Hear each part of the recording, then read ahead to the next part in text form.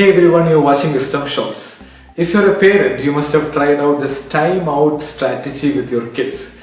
Time out is basically when the kid does something mischievous or naughty, you will ask them to stay in a corner for a few minutes. It's a punishment. They're not supposed to talk, or play or move. They have to think about what they did.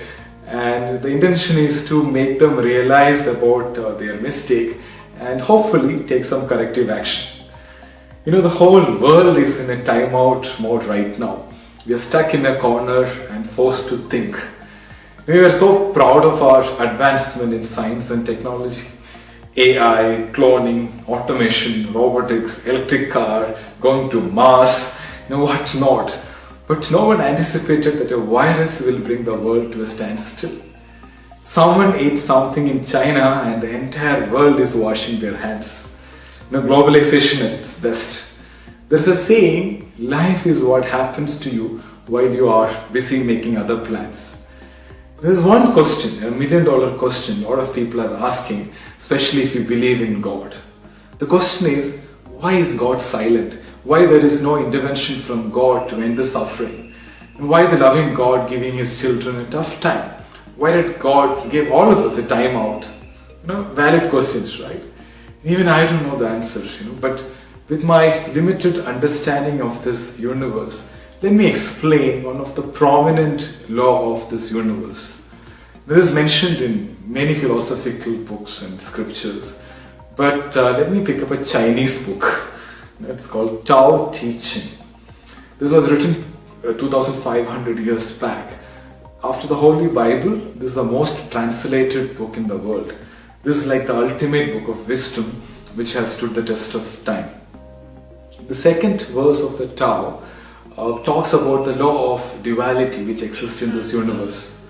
The duality of life teaches us that every aspect of life is created from a balanced interaction of opposites and competing forces.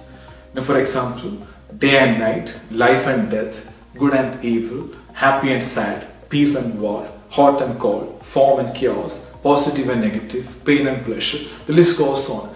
The book says dark would not exist without the light and beauty exists only because there is ugliness.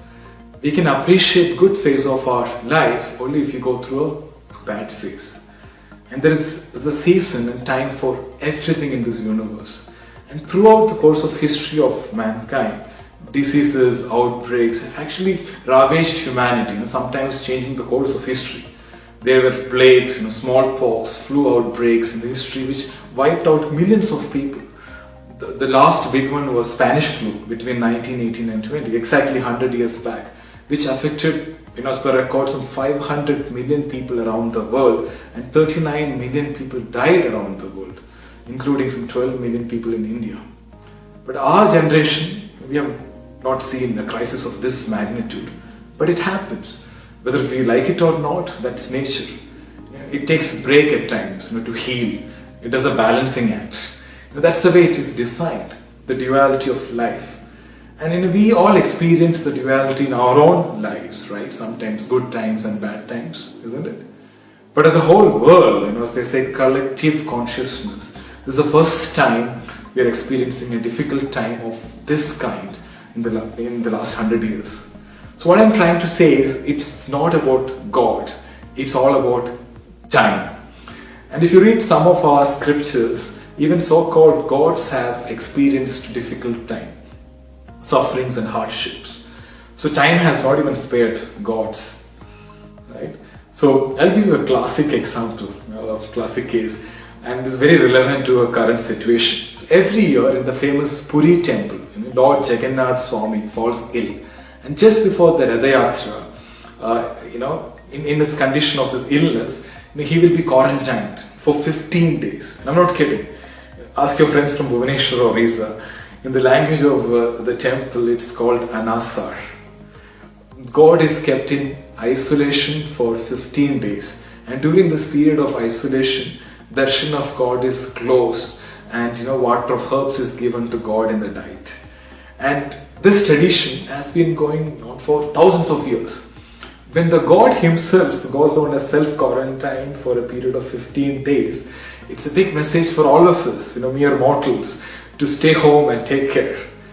Adversity is the biggest teacher. And I believe gods have gone through tough situations in life to teach us biggest lessons of life. Whether it is Jesus Christ, Buddha, Muhammad, various spiritual teachers, they all had real challenges in life. But the way they overcame those situations inspire us. The truth is, tough times always define us in life. So, after every storm, there's a sunshine. After every winter, there's a spring. And this is not the end of the world. It can never be. The human spirit is incredible. It's time to become conscious of our power and remind ourselves and all those around us that the human race is resilient, flexible, and strong beyond any imagination. So humanity will survive. We are in this together. This too will pass. Our world will become wiser, kinder, and more noble from this experience. So stand strong and be of good courage.